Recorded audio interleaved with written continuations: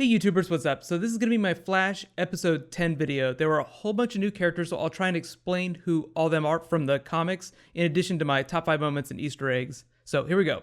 I'll start with a spoiler warning right now because I'm going to explain who all the comic book characters are that we saw for the first time. So first up, obviously, is Mick Rory, aka Heatwave, played by Dominic Purcell. Prison Break reunion all the way, so much fun. I'll talk about him in top 5 moments. There's a whole bunch I could say about him. Then we also got the Rathaways. The Rathaways are the really wealthy parents of Pied Piper, one of the rogues that we're going to see next week in next week's episode. We met Jason Rush, who's part of the Firestorm mythos in the comics. The show's going to do something a little bit different with him, but I'll explain in a sec. And then finally, we met end credits teaser New Rogue, who, if you haven't seen the episode yet, I'm going to wait till I get to the end of the video before I talk about her. But very cool person showing up. So here we go, getting into top 5 moments. Number 5, Flash training montage. Very strong way to come into the back half of the season, like come in running, literally.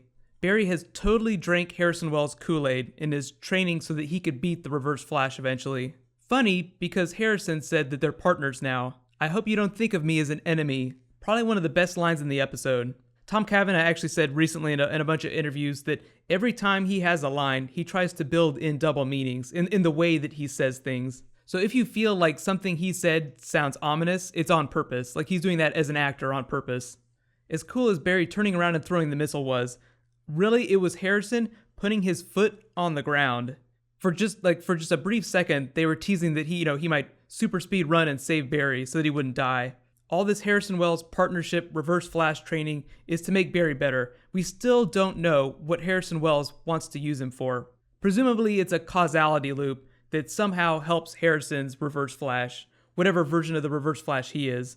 I still feel like he's the Eobard Thawne version, just because he's a little bit smarter. A lot of people have pointed to the fact that Eddie Thawne could also become really super smart because if he gets Flash powers, his brain will work just as fast as Grant Gustin's does. But when you think about it, Grant Gustin reading those 800 pages, so he has training as a scientist. Gaining super speed doesn't give you super comprehension. So if Eddie Thawne were to read those 800 pages at super speed, he'd read the words, but that doesn't necessarily mean he'd understand what it means. That's why I think that Harrison Wells' Reverse Flash is going to be the smarter of the Reverse Flashes. Even though during episode 9, I think that's the same Reverse Flash. I think it's Harrison Wells from 2 different times. I know it gets a little complicated, but I think at some point, Eddie Thawne will get Reverse Flash powers. He'll just be closer to the Hunter Zolomon version. Less scientific, but every bit as dangerous. Number 4, meet Mick Rory, aka Heatwave. So I've already done a background video on Heatwave, like an explainer video about him in the comics, so I'll add a link to that. Just in general, let's talk about Dominic Purcell's performance. How much fun was it seeing him go all creepo on Caitlin? I wonder what the producers told Dominic whenever they were asking him to take the role, like whenever they were auditioning him. Mick Rory as a character is a pyromaniac. He is in love with the idea of fire, obsessed with fire. And I feel like Dominic Purcell did an amazing job at making us feel that. Clearly he has been touched by flame, actually in a literal sense. The really interesting thing about his relationship with Captain Cold is that it kind of mirrors Barry and Harrison Wells' relationship. They're kind of like frenemies, although Barry doesn't quite know it yet. One of the characters is just a little more aware of the other. In the case of the Rogues, Captain Cold is tolerating Heatwave, and in the case of the Reverse Flash, Harrison Wells is tolerating Barry Allen because he has to. One needs the other for a very important plan. In the case of the Rogues, they're trying to get that super valuable painting. In the case of the Reverse Flash, obviously his plan is much grander, involves time travel. It doesn't always happen on every show, but a lot of comic book characters are set up that way, where they have a diametric opposite that they have some sort of symbiotic relationship with. Very awesome to see the official debut of the Rogues. Obviously, based on the end of the episode, that's only going to continue. They're only going to grow in ranks. I keep saying it, like the back half of the season is going to be very rogue heavy. The Reverse Flash is always going to be the biggest villain. He'll always be the biggest Flash villain. But the Rogues will fill the void in the meantime. So we're going to meet a whole bunch of Rogues. Number 3, Caitlin chases down Project Firestorm and Jason Rush. This was another really huge comic book moment. Jason Rush is officially on the show now, apparently not as part of the Firestorm Matrix. That's kind of the way they started out in the comics.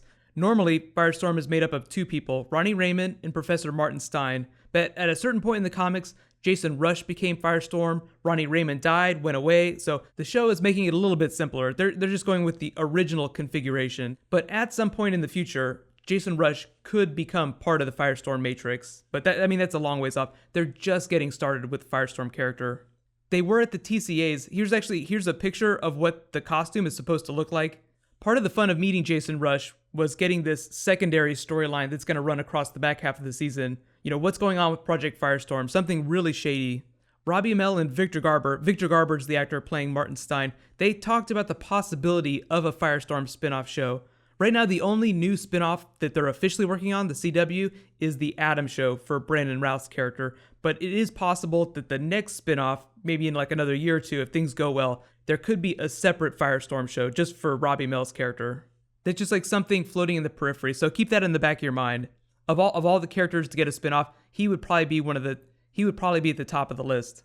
Number 2, Eddie Thawne helps the Flash, and apparently now they're best buds.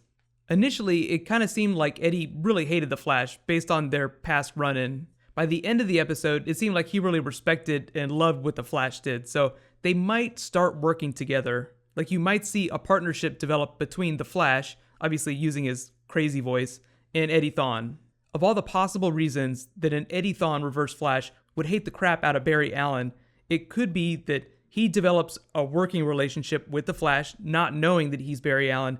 Then Barry Allen steals his girlfriend in real life. Then he finds out the Flash is Barry Allen and hates his guts. That's why I think that Iris is going to be much more important to the back half of the season. As a character, she's not really central to the plot right now, but she is like the wheel around which Barry and Eddie are turning right now. I feel like she's going to become a focal point. It just feels like a very simple way to put Eddie Thawne and Barry Allen in opposition. If you haven't read the comics, Hunter Zolomon was the person that became the Reverse Flash, the Zoom Reverse Flash. He used to be really good friends with Wally West, but then the big tragedy happened. He became the Reverse Flash, and then started doing terrible, terrible things to Wally. So it just feels like they're pushing Eddie Thawne in a Hunter Zolomon direction. And my number one moment, the Flash versus the Rogues, and Captain Cold's sister shows up at the end. So big action set piece, really fun, cross the streams Ghostbuster style. I totally love all the shoutouts. Cisco gets so meta. And then I like that he's kind of gotten Harrison Wells caught up in it too. He is the Reverse Flash, but that doesn't mean that he also doesn't like to have fun every once in a while. As great as the resolution was, it was so much more fun finding out that it was part of Captain Cold's plan all along that they get caught. Say anything you want about all the rogues, Captain Cold, though, is a master planner. He's really good. Usually when things fall apart is when people like Heatwave go off book. That's usually the downfall of the rogues, is when they all start fighting each other. I know I didn't explain her at the beginning of the video either, but Captain Cold's sister that we saw the tease of at the end, in the comics she's known as Golden Glider. She's a full-on rogue. She does have power. She commits crimes with them, but she has the ability to phase through walls. The person playing her is Peyton List from the Tomorrow People. I don't know if she's ever going to get any scenes with Robbie Amell doing Firestorm stuff, but that would be so much fun. I'm not expecting it. So now you can add the Tomorrow People of the list of shows that the Flash and Arrow pull from. You have Prison Break, Spartacus, and now the Tomorrow People. I have no idea which episode Lisa Snart is going to show up in for the first time. They made it seem like she's going to show up next week, even though next week is supposedly a Pied Piper heavy episode. As soon as she does show up, we can talk a lot more about her. Here's my big question for you guys. Do you think that Eddie Thawne is going to start developing kind of a side partnership with the Flash, teaming up to take down criminals without knowing he's Barry Allen? Do you think that that's going to develop between the two of them? So time for Easter eggs. So there were actually a whole bunch in the episode. I think I already mentioned a lot of them, so I'll brush through these really quick. Barry Allen says he's not the fastest man alive. That distinction goes to the Reverse Flash. In the comics, Zoom, the Hunter Zolomon Zoom, actually becomes faster than the Flash because his powers are based on a different principle. When Harrison Wells says, after this past Christmas, I think he poses a threat to both of us, talking about Captain Cold, the Cold Gun is the only known weapon that's effective against the Flash and the Reverse Flash's powers. Inside Barry Allen's childhood backpack, there's a Space Ghost comic, Space Ghost Coast to Coast. That's all I could think about. The first time I saw it, I actually thought it was a Batman comic, but then I looked at it a second time and saw that it was Space Ghost. Jason Rusch also name-dropped Mercury Labs. Now, we visited there in episode 9, but Max Mercury was part of the Flash family. And Andrew Kreisberg at the TCAs recently said that this back half of the season is going to fully explore the lore of the Reverse Flash. When he said it, he made it sound like they're going to incorporate all aspects of the Reverse Flash. Not just one or two Reverse Flashes, but several from the comics. I've already done a video for all the different Reverse Flashes, so I'll add a link to that in the description if you guys want to learn more about the different versions. If you saw any other Easter eggs that I didn't mention, just write them below in the comments. Or actually, Ghostbusters, although I did mention that. Although I love the idea that Cisco said that it's scientifically accurate. I don't know that it is, but it might be. So there were a couple thumbs down I had on the episode, just a couple of things I feel didn't work quite as well as they could have. So just the idea of people living at their parents' houses beyond a certain age, that just kind of bugs me a little bit. They're kind of fuzzy on how old Barry and Iris are. I would say mid-20s maybe. So I guess you could believe them living at Joe's house. If you really think about it, it'd be much more practical for Barry to just go live at Star Labs. And then Caitlin talking to Jason Rush about this big mystery, big plot that they were trying to tease. I feel like they, quote unquote, rushed that a little bit. Not to make too many puns, but I feel like they were trying to set up this huge mystery plot that's going to involve the military and a bunch of other characters. And it felt like they dived into that too fast. Like it was a little unbelievable how quickly he got crazy in that meeting. And he actually did come off a little bit crazy. They're after me. I kept wondering if I missed a scene. I was like, maybe I missed a line or something.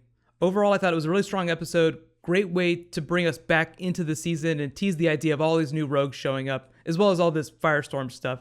I'm sure you guys have a ton of questions about the comic book characters, as well as Harrison Wells, Reverse Flash stuff, Eddie Thawne, so leave everything in the comments. I will be doing a Q&A for Arrow and the Flash on Thursday, but I'll try to answer as many comments on this video in the comments as possible. In related news, tomorrow I'm actually going to be going on CW Fan Talk. I'm supposed to be on with Emily Bett Ricard, so I don't know how that's going to go. I could embarrass myself quite a bit. It's going to be a lot of fun either way. I won't be uploading that video, it's not my show, but if you follow me on Twitter, I'll tweet the link out before I go on. It's going to start at 4 p.m. Pacific time, so it'll go on an hour before Arrow airs. That video for Arrow will post just after the episode airs, just like normal. So be sure to subscribe to get everything. If you have any special requests for the Q&A video or anything you want me to include, just let me know. While you guys wait for all that to happen, you can click here to learn more about Heatwave from the comics for his character history, and you can click here for my new weekly facepalm video. It's just going to be a catch-all for stuff that doesn't necessarily fit into like Star Wars or Avengers or Arrow or Flash videos. So thank you so much for watching. So let's all high five. I will see you guys tomorrow.